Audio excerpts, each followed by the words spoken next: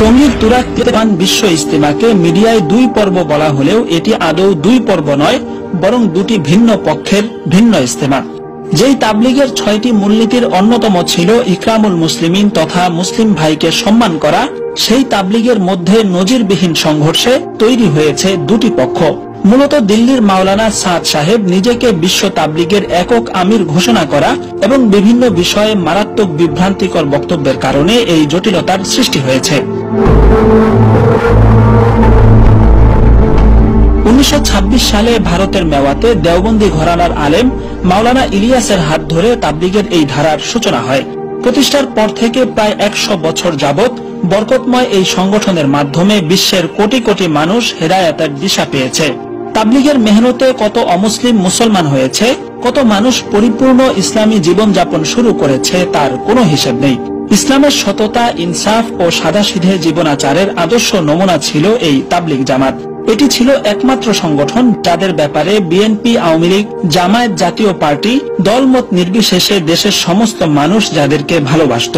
বিশেষ করে বাংলাদেশের বিশ্ব ইজতেমা হজের পর পৃথিবীর মুসলিমদের বৃহত্তম জামায়াত, যার মধ্য দিয়ে বিশ্ব দরবারে বাংলাদেশের ভাবমূর্তিও উজ্জ্বল হয়েছিল। সমস্যার উৎপত্তি 2014 সালে তাবলিগের শীর্ষ মুরব্বী দিল্লির মাওলানা জুবাইরুল হাসানের ইন্তেকালের পর থেকে। তখন এই মাওলানা সাদ সাহেব অনেকটা প্রধান মুরব্বীর ভূমিকায় অবতীর্ণ হন এবং একের পর এক বিভ্রান্তিকর বক্তব্য দিতে শুরু করেন, যার মধ্যে অন্যতম হচ্ছে ক্যামেরা মোবাইল পকেটে নিলে নামাজ হবে না। যে আলেমগণ ক্যামেরাওয়ালা মোবাইল রাখাকে জায়েজ বলেন, খোদার কসম তারা গাধা গাধা গাধা। শুধু তাবলিগি নবীদের কাজ, এছাড়া দিনের যত কাজ আছে অর্থাৎ দ্বীনি ইলম শিখা, শেখানো, আত্মশুদ্ধি, কিতাবাদি রচনা করা কোনটাই নবুয়তের কাজ নয়। তর্জমা না জেনে কুরআন তিলাওয়াত করলে সওয়াব তো হবেই না, উল্টা গুনাহ হবে। যেসব আলেম মাদ্রাসা মসজিদে পড়িয়ে বেতন নেন তাদের বেতন বেশ্যার উপার্জনের চেয়েও খারাপ, বেশ্যারাও তাদের আগে জান্নাতে যাবে। এই ধরনের ভয়ানক বক্তব্যের কারণে উপমহাদেশীয় মুসলিমদের শীর্ষতম ধর্মীয় কেন্দ্র দারুল উলুম দেওবন্দ থেকে মাওলানা সাদ সাহেবের বক্তব্যকে ভ্রান্ত বলে ফতোয়া দেওয়া হয় এবং তাকে এগুলো প্রত্যাহার করার আহ্বান জানানো হয়।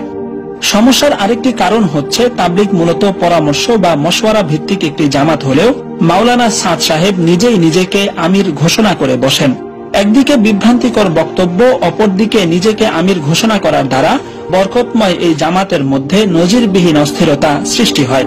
সে সময় হঠকারিতা ছেড়ে মূল ধারায় ফিরে আসার জন্য ভারত, পাকিস্তান এবং বাংলাদেশের শীর্ষ ওলামায়ে কেরাম মাওলানা সাদ সাহেবকে একাধিকবার মৌখিক এবং লিখিতভাবে আহ্বান জানালেও তিনি তাতে কর্ণপাত না করায় পরিস্থিতি চূড়ান্ত আকার ধারণ করে।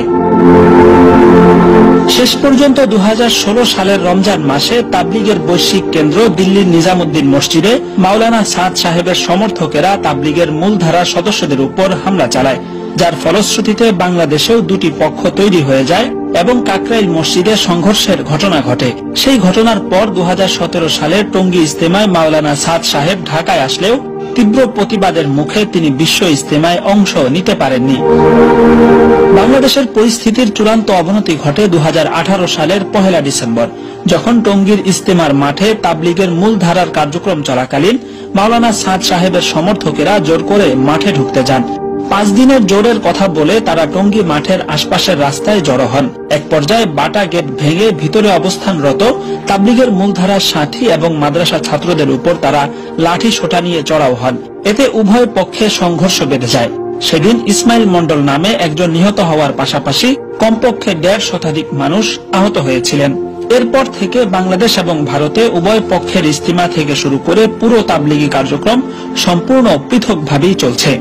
যদিও মাওলানা সাদ সাহেব ব্যতি রেখে অন্যান্য শীর্ষ মুরব্বীদের তত্ত্বাবধানে মূলধারার তাবলিগি কার্যক্রম যথাযথভাবেই পরিচালিত হচ্ছে এবং এই অংশের বিশ্ব ইজতিমা এবং জোর সহ নিয়মতান্ত্রিক যেসব জামাত বের হয় সব জায়গা সব সময় লোকে লোকারণ্য হয়ে থাকে। চলতি 2023 বিশ্ব ইজতিমাতেও 2 দিন আগে থেকেই পুরো ময়দান কানায় কানায় পরিপূর্ণ হয়ে আশপাশের রাস্তাঘাট পর্যন্ত মুসল্লিদের পদভারে মুখরিত হয়ে উঠেছে। বিশ্বের অজস্র দেশের 10,000-এর বেশি বিদেশি মেহমান এই ইজতেমায় শরীক হয়েছেন। মিডিয়ায় ইচ্ছায় বা অনিচ্ছায় এটিকে ইজতিমার প্রথম পর্ব বলে প্রচার করা হলেও এটি আসলে কোনো পর্ব নয়, বরং মূলধারার তাবলিগের একমাত্র ইজতেমা। অবশ্য পরবর্তী সপ্তাহে মাওলানা সাদ সাহেবের অনুসারীদের নিজস্ব একটি ইজতেমা হওয়ার কথা রয়েছে। মাওলানা সাদ সাহেব যদি দারুল উলুম দেওবন্দের নির্দেশিত পন্থায় তার চরম বিভ্রান্তিকর বক্তব্য প্রত্যাহার করেন এবং নিজেকে একক আমির ঘোষণা থেকে সরে আসেন, তাহলে হয়তো জোর মিল মোহাব্বতের সেই তাবলিগকে আবার একসাথে এক কাতারে দেখা যাবে।